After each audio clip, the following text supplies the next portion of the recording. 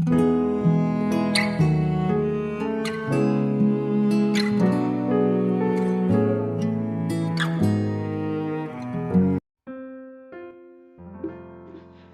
shalom, selamat pagi saudara semua yang dikasihi Tuhan Yesus. Saya menyapa bagi saudara yang ada di Indonesia dari Sabang sampai Merauke, baik yang di kota maupun yang di desa, dan saudara yang di Malaysia, di Sabah, di Sarawak, Taiwan, Rusia, Amerika Serikat, Kamboja, Hong Kong. Senang kembali menjumpai saudara pagi hari ini. Saya percaya kita tetap berada dalam kasih dan penyertaan Tuhan kita, Yesus Kristus. Selamat datang kembali di channel Pokok Anggur bersama saya Yosia Krispianto.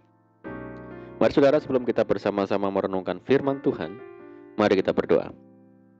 Bapa di surga, Bapa di dalam nama Tuhan Yesus, terima kasih buat penyertaan dan perlindungan Tuhan sepanjang malam dalam istirahat kami.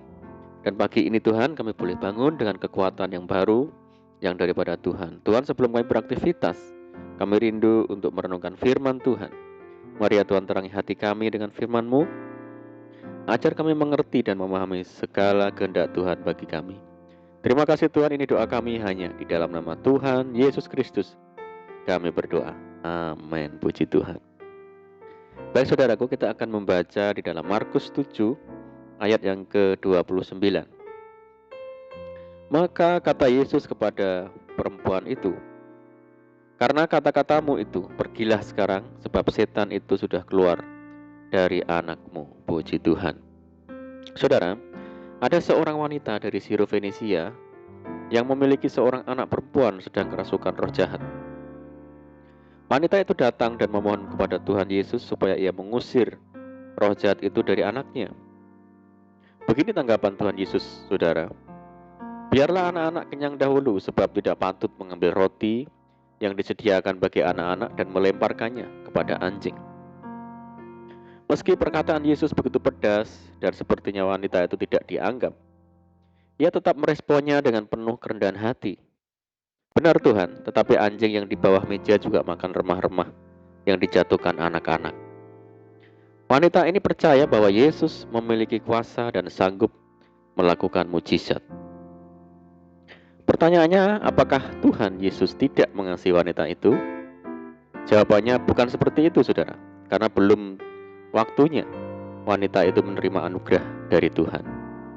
Namun, kerendahan hatinya telah menggerakkan tangan Tuhan untuk bertindak sehingga wanita itu akhirnya beroleh anugerah dari Tuhan. Seperti tertulis, orang yang rendah hati dikasihaninya. Saudara, adalah tidak mudah menjadi orang yang rendah hati, apalagi bila kita sedang berada di atas. Namun untuk mengalami pertolongan dari Tuhan dan hidup semakin dikenan oleh Dia, kita harus belajar untuk rendah hati. Melalui perkataannya yang bermuatan iman, wanita ini beroleh jawaban dari Tuhan. Ketika pulang ke rumah, didapatinya anak itu berbaring di tempat tidur, sedang setan itu sudah keluar. Puji Tuhan. Saudaraku, apakah perkataan kita sehari-hari senantiasa menyatakan iman kita?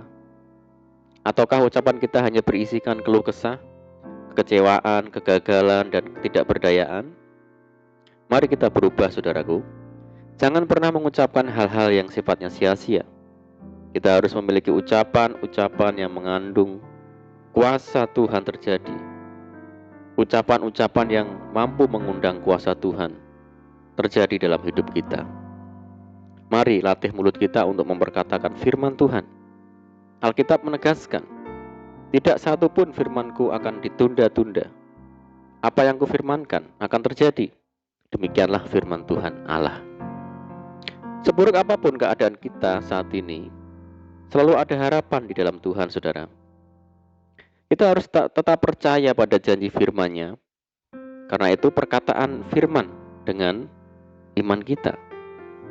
Firman Tuhan berkata, aku percaya, sebab itu aku berkata-kata. Maka kami juga percaya dan sebab itu kami juga berkata-kata.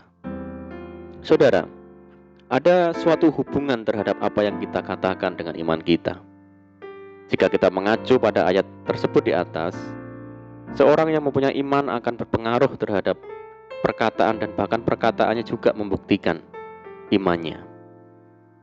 Hidup dan mati dikuasai oleh lidah. Barang siapa suka menggemakannya, maka akan memakan buahnya. Hal ini memberi pengertian bahwa perkataan kita membawa dampak bagi diri sendiri, saudara. Apa yang kita katakan akan mempengaruhi keputusan yang kita ambil. Seperti orang yang sering mengatakan dirinya lemah, tidak mampu, pasti kalah, maka dia sudah memutuskan dirinya untuk menjadi pecundang. Hiduplah dengan perkataan-perkataan firman Allah, sebab itu akan memberi pengaruh yang luar biasa, yaitu kita akan menikmati kebenaran dan janji-janjinya. Di dalam Alkitab ada beberapa contoh peristiwa orang-orang yang menyatakan imannya dengan memperkatakannya, dan itu mendatangkan mujizat. Perkataan-perkataan firman Tuhan akan memberi pengaruh yang baik bagi iman kita. Iman kita semakin bertumbuh, semakin kuat, dan tambah kuat, sehingga akhirnya kita mampu hidup berjalan di dalam iman, bukan hidup dari apa yang kita lihat. Orang yang hidup di dalam iman, dia pasti akan mengandalkan Tuhan dalam segala perkara, baik perkara kecil maupun perkara besar. Tetapi sebaliknya, orang yang tidak hidup dalam iman, dia pasti mengandalkan kekuatan sendiri dan mengandalkan manusia. Sedikit-sedikit minta pertolongan kepada orang tua, keluarga, teman, dan sebagainya. Jikalau kita hidup di dalam iman, maka semakin hari kita akan mampu melihat dan merasakan perbuatan ajaib Tuhan. Firman Tuhan berkata di dalam Markus 11 ayat yang ke-23, "Aku berkata kepadamu, sesungguhnya barang siapa berkata kepada gunung ini, beranjaklah dan tercampaklah ke dalam laut, asal tidak bimbang hatinya, tetapi percaya bahwa apa yang dikatakannya itu akan terjadi, maka hal itu akan terjadi baginya." Saudara, iman yang dinyatakan dengan perkataan dan tidak ragu serta tidak bimbang, maka hal itu akan terjadi seperti yang dikatakannya.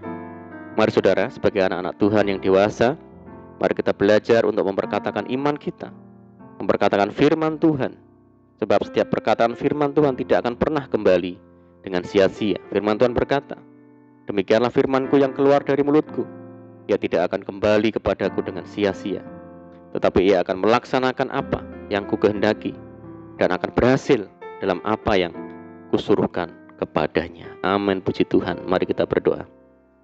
Bapa di surga, Bapa di dalam nama Tuhan Yesus, terima kasih buat firman-Mu ya Tuhan. Kami percaya Tuhan, firman Tuhan penuh kuasa. Kami mau memperkatakan firman-Mu, kami mau memperkatakan iman kami, karena di balik itu ada kuasa-Mu yang tak terbatas, yang sanggup memulihkan hidup kami. Terima kasih Tuhan, saat ini kami menyerahkan hidup kami hari ini ke dalam tangan Tuhan. Berkati kami hari ini, berkati segala usaha, pekerjaan kami yang kami lakukan lewat tangan-tangan kami, dan jadikan kami hari ini berhasil dan beruntung. Dan sertai kami hari ini dengan penyertaan Tuhan yang sempurna. Dan mohon petunjuk-Mu sehingga kami hidup sejalan dan seturut dengan segala kehendak Tuhan. Limpahi kami dengan sukacita dan damai sejahtera hari ini ya Tuhan. Dan jauhkan kami dari segala malapetaka. Berdoa bagi kesejahteraan kota kami, desa kami, daerah kami, dan bangsa kami yang saat ini menghadapi pandemi COVID-19. Mari ya Tuhan, berkati daerah kami, pulihkan negeri kami, belas kasihan-Mu bagi negeri kami. Terima kasih Tuhan, ini doa kami ya Tuhan. Kami percaya Tuhan mendengar seruan doa kami. Hanya di dalam nama Tuhan Yesus kami berdoa. Amin. Puji Tuhan saudara, kita sudah berdoa. Kita percaya penyertaan Tuhan selalu ada bagi kita hari ini. Mari kita tetap mengandalkan Tuhan dan tetap semangat di dalam Tuhan. Saya ucapkan selamat pagi, selamat menyongsong hari yang baru, selamat hari Minggu, selamat beribadah. Doa saya menyertai saudara semua. Tuhan Yesus memberkati. Haleluya.